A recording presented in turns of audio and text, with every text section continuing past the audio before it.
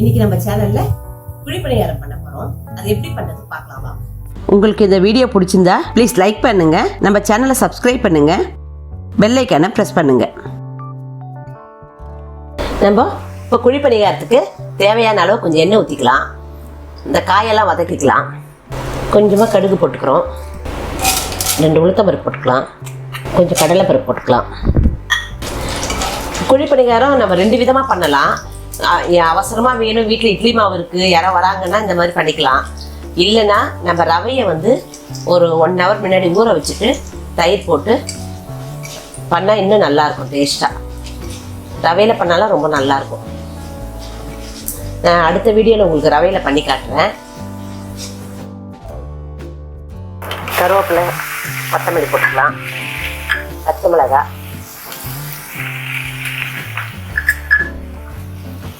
வெங்காயம், பெரிய வெங்காயம் 1,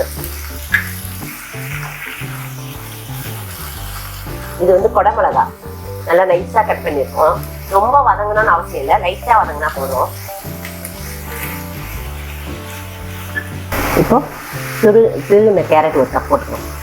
இது ஒரு பெரிய சைஸ் கேரட் 1, அவ்வளோதான்.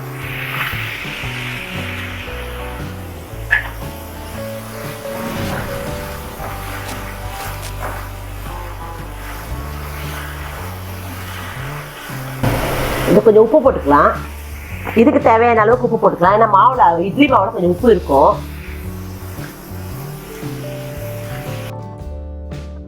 லைட்டா வெந்தா போதும். ஏன்னா நம்ம அந்த இது ஊற்றும் போது அந்த பணியார சட்டிக்கு ஊற்றும் போது அந்த இதுலயும் இது வெந்துடும். இப்போ ஸ்டவ் ஆஃப் பண்ணிடலாம். இப்போ நம்ம கொஞ்சம் மாவுல கொஞ்சமா பெருங்காயம் போட்டுக்கலாம். நான் அந்த காயில போடுறதுக்கு மறந்துட்டேன். கொஞ்சம் பெருங்காயம் போட்டுட்டோம். மாவு நல்லா கலந்துட்டு இப்போ நம்ம இந்த வதக்கி வச்சுருக்கோம் இல்லைங்களா, இந்த காயை இதில் போட்டுக்கலாம். இந்த மாவில் சேர்த்துக்கலாம். இந்த மாதிரி எல்லா கேப்சிகம், கேரட் இதெல்லாம் குழந்தைங்களுக்கு ரொம்ப நல்லது. நம்ம வெளியே தேவையில்லாத வாங்கி தர்றது இந்த மாதிரி கொடுத்தா ஹெல்த்தியாகவும் இருக்கும் குழந்தைங்களுக்கு. அதே சமயத்தில் விரும்பி சாப்பிடுவாங்க. நீங்கள் குழந்தைங்களுக்கு பணியாரத்தில் நெய் அந்த மாதிரி சேர்த்துக்கோங்க. நெய் உடம்புக்கு ரொம்ப நல்லது தான். நெய் தேவையில்லாதவங்க எண்ணெய் ஊற்றிக்கலாம். இந்த மாதிரி நல்லா கலந்துக்கலாம். பார்க்கவே நல்லா கலராக இருப்பாருங்க. இன்னும் நீங்கள் காய் சேர்த்துக்கணுன்னா பீன்ஸ், பட்டாணி அந்த மாதிரிலாம் கூட சேர்த்துக்கலாம். நாங்கள் வெறும் கேப்சிகனும் கேரட்டு தான் போட்டிருக்கோம், ஆனியன் இந்த 3 தான் போட்டிருக்கோம். பாருங்கள், இந்த பதத்துக்கு மாவு ரெடி ஆகிடுச்சு. வாங்க பணியாரம் ஊற்றி எடுக்கலாம். இந்த மாதிரி ஸ்டவ்வில் பணியாரங்கள் வச்சு சூடு பண்ணிடலாம். சூடு பண்ணிவிட்டு நாங்கள் நெய் போடுறோம்.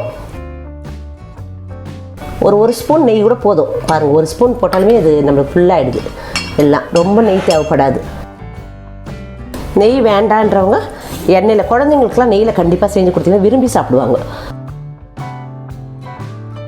இந்த மாதிரி சின்ன கரண்டி எடுத்துகிட்டு அது சைஸ்க்கு ஏற்ற மாதிரி ஊற்றிக்கோங்க. ஸ்டவ் சிம்லேயே வேகட்டும். ஏன்னா இதில் காயெலாம் இருக்குது இல்லைங்களா, அதுவும் நல்லா வெந்து வரணும்.